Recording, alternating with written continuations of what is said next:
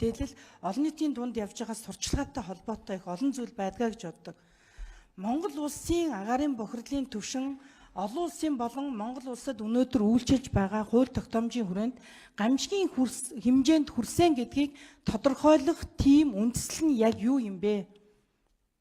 Хэцүү байгаа гэдгийг ойлгож байна. Өнөөдөр Улаанбаатар хот бүхэлдээ одоо гамшигын хэмжээнд хүрсэн гэж тодорхойлох одоо тийм боломж бас байна уугүй юу? Жишээлбэл өнөөдөр 3 том цэг дээр сонгон хайрхан Чингэлтэй Баян зүрх гэсэн энэ 3 дүрэг дээр бол агаарын бохирдлын түвшин бол тодорхой хэмжээнд байх ёстой түвшнээсээ арай илүү өндөр байгаа тухай ярьдаг.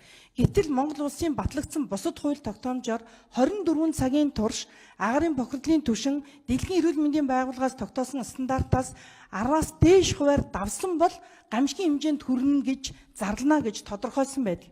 Өөрөөр хэлбэл урд орчин нь харагдахгүй болоод улаан одоо гэрэл дасцсан байгаа ийм цаг үеийг бол гамшиг гэж нэрлэх хэмжээнд хүргэдэг юм аа. Гэтэл өнөөдөр Монгол улсын агаарын бохирдлын хэмжээ бол яг ийм хэмжээнд хүрсэн гэж та үзэж байгаа юу? Үнийг яриад энэ. Өнөөдөр эдгээр километр гэж байгаа юм. Яриач тий. Энэ толгойд яваад гэж дээ тий.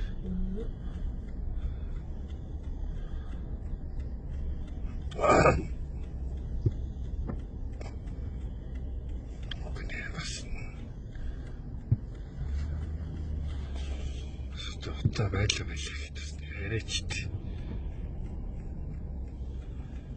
Ятны юмс.